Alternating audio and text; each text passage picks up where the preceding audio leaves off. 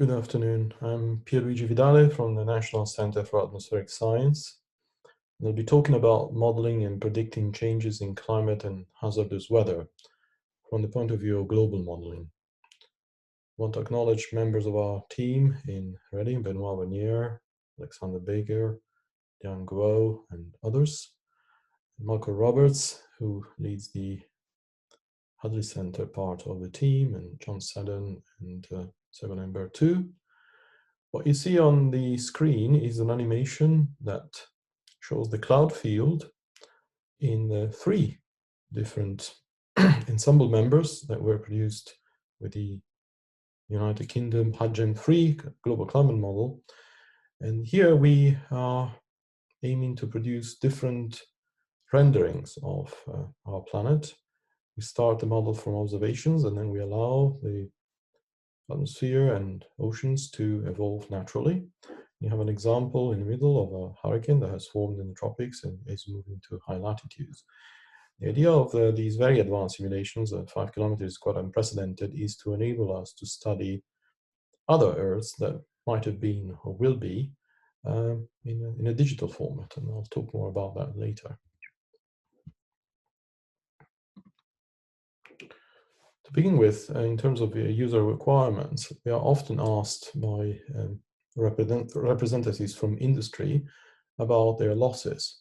You can see here two maps, one from 2017, in which industry incurred $300 billion in losses, and 2011, $380 billion in losses. You can see on the map there are different colors. The ones in green and blue are meteorological and hydrological events. All of these are natural catastrophes, and you can recognize perhaps in 2011 the natural catastrophes that are connected to the earthquakes and tsunamis in Japan.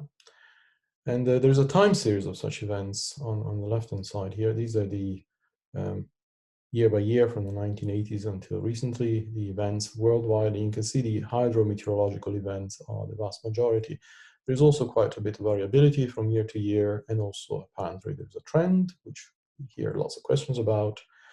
But then we have the actual monetary losses, and you can see that these are not terribly correlated. And this is because the exposure from industry is not distributed in the same way as the natural events themselves, and also the nature of the exposure, so the so-called vulnerability, is different at each location. And so this is a very complex problem that requires the ability to simulate the climate system and the global system at multiple resolutions.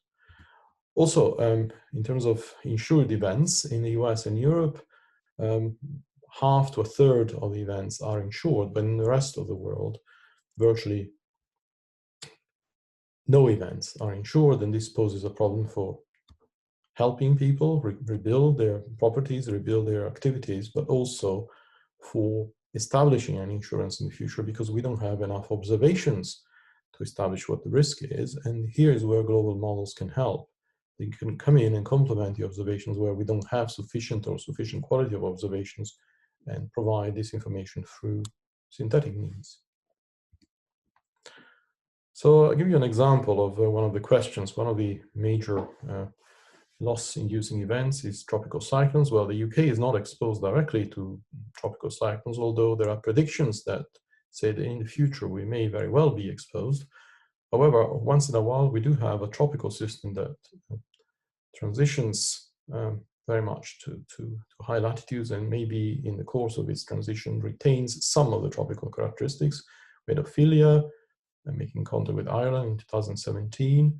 This year we had a Medicane, which is a hurricane-looking event that happens in the Mediterranean. It just hit Greece, caused several deaths and much damage.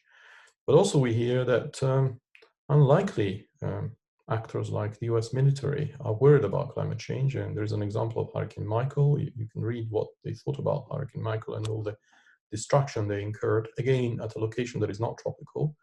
So there is definitely worry about the direct physical exposure that may come, but also there are indirect types of exposure that come through society, and we are involved in much overseas aid, but also come through industrial exposure, or through insurance, or through the fact that we all travel, or through military operations like what the the army is worried about. Now, when we talk about models, we are talking about laws of motion, thermodynamics, and things like phase change of water into gas or into ice. And what we do is that we encode these equations onto a grid, three-dimensional grid in the atmosphere and in the ocean, and we try to simulate the effect of various forces like the activity of the sun or the interaction of radiation from the sun with greenhouse gases on producing things that are hazardous like winds or storm surge. And well, global climate models are an example of such constructions. They can actually help interpret and complement observations, like I was saying before, and this is an example of attribution. They can more robustly sample current risks, so they can produce extra observations and fill the gap left by inadequate or poor quality observational record. They can project future risks and can actually alert us about surprises, so this so-called epistemic uncertainty. These are the things we do not know that we do not know, but are physically plausible. Global models that have been built for the past 50 years and with increasing complexity. The typical IPCC class model is rather coarse, so the size of those boxes I was showing you before is very, very coarse, over 1 or 2 degrees globally. They help us ask and answer questions about the role of human activities versus the role of natural processes, and they enable us to make predictions. There are no observations in the future, so we need models to predict what will happen. They have certain weaknesses because, as I said, they're coarse and they're based on fairly old and limited ideas about the climate system and also old technology. The information is not suitable for regional and local applications, and there are missing processes, so we can expect surprises from events that we cannot predict. Strengths of high resolution global models, where those boxes are very fine as we simulate the climate system, is scale interactions. So it's not a given that small things do not matter to the global circulation and to the evolution of global climate. They start to show value at regional scale. So this is an example of extreme precipitation in coarse models and fine resolution models. So interactions of intense precipitation along the Gulf Stream and the storm track that impacts Europe, and the interaction of the storms with orography and with coastlines. And so the regional distribution of a very important hazard, which is extreme precipitation. Some of the weaknesses, they're very expensive, so the sample size is limited. It's much smaller than what we can do with the typical IPCC model. So typically we can run such models for 100 years and with small sample sizes, 3 to 10 members. And most biogeochemical feedbacks are excluded. As I said, they start to show value. As we increase the resolution, we see that precipitation increases in some places, and the example of interaction with the boundary currents is one of them, interaction with mountains. The distinction between precipitation on land, like in maritime continent, and precipitation on the ocean, again in the maritime continent. What they do show us against observations is that in vast regions of the planet, like around the equator here and here, compared to even satellite observations, some of these very long-standing errors in IPCC models are resolved. There are other places, like here in the South Pacific, where apparently the models have larger errors, but we do not really know to what extent we can trust the observations. So maybe the models can also help us challenge some of the observations. But definitely there are vast regions of the planet where these errors are improved. So an emerging process I was talking about before is tropical cyclones, so hurricanes and typhoons. They are virtually absent from low resolution GCMs like this one or one of our own. In terms of observations, we should have order of 100 per year, and often we only have about 10 to maybe a few tens. And as we increase the resolution in these IPCC models, the hurricanes emerge, and also the ability to simulate year-by-year variations in tropical cyclones, like the exceptional year of 2005, increases. So in green is the simulations at 25 kilometers, in red is simulations at 100 kilometers. So it's not just the climatology, but also the year-to-year variations that improve. And this is really important to trust what we're going to do with predictions. So if we use metrics applied to very coarse resolution models in terms of a well-known problem of poleward migration of tropical cyclones, so hurricanes arriving at our latitudes, the metrics tell us that in both the Atlantic and Pacific, the storms will move polewards. But in fact, if we use explicitly resolved tropical cyclones, we have some confidence that in fact there will be a poleward migration in the Pacific, but in terms of the Atlantic, we are still not sure, still not certain. We need to use observations and models together and continue to improve these models to see what it is that the future holds for us in terms of tropical cyclones. Also in terms of the variability, so there is longer term variability, decadal variability, for instance. This is the destructiveness of tropical cyclones. In black are the observations. We've gone through a long period of enhanced destructiveness of the tropical cyclones. And again, as we simulate a low resolution, there is very few storms, and also not so much intensity in the storms that we simulate, while at high resolution we come very close to the observed power of these storms. But also we can see that as we simulate the future, this decadal period of high activity is repeated several times. And in fact, the superposition of climate change with variability gives us extreme years. So 2005 is here, a year of very strong loss due to 14 tropical cyclones in the Gulf. But there is a year around 2030 here in one of these ensemble members that looks much, much worse than 2005. And going back to questions from end users, it was another very important storm in 1933 that would have destroyed all of BP's assets in this region of the Caribbean. And the question to us is, what is the likelihood of something like that occurring again? And we only know in the observational record of one such storm, so we have to go back to models and try to make use of models to understand this risk.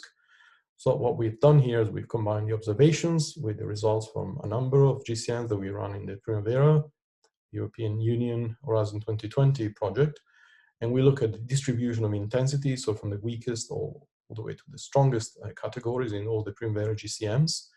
And we learn from associating observations and models how to correct in terms of a certain destructiveness, how to correct the models and build calibration for models. And then because again, it was very rare to see storms going so far south, we use a very large ensemble from Japan, the so-called D4 PDF, which has 100 ensemble members, but runs at moderate resolution, and we can combine our knowledge of the shortcomings of these coarse models to build an observational record that has a degree of realism in terms of distribution of intensities, and also is able to reproduce these very sudden storms and give us some estimate of what the risks are for BP. Climate models can also produce so-called outer trajectory projections as we increase the resolution or as we change the way we represent processes.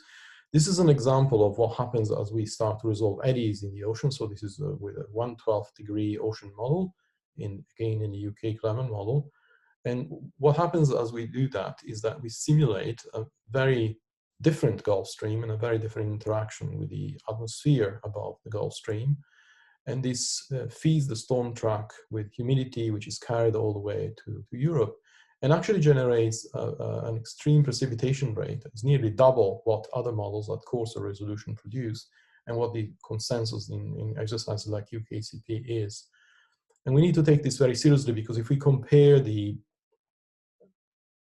time evolution of the Gulf Stream in this eddy resolving simulation with observations, this simulation has characteristics that are not seen in the coarser resolution simulations that give us the moderate precipitation increase. So we need to think out of the box, and the models help us do that. Another example of things that currently are not a risk for us and are poorly represented in the coarse model are the so-called post-tropical cyclones. And we had an example of Sandy that hit New York in 2012 and caused $70 billion in damage. So it's a single storm. Originally was tropical and started to transition to a post-tropical storm. And we've looked in various reanalysis products to understand how many per year hit the US coast and how many hit Europe, which is in the bottom panel. And for the time being, it's only a handful, but the point is that these storms could increase in the future due to the changes in sea surface temperatures coming with climate change, but also the amount of storms reaching our shores as warm core, so the original type of storm, or cold core, which is what normally hits us, or any type of hybrid of those storms, makes a big difference for the type of wind and the type of storm surge that will happen as the storms make landfall. Now, going into future capabilities, we know that we need to represent the individual convective clouds that produce extreme precipitation, and this is very important in the Mediterranean region in autumn, when we have very strong events causing much loss of life and property, and generating precipitation up to 0.5 meter per day.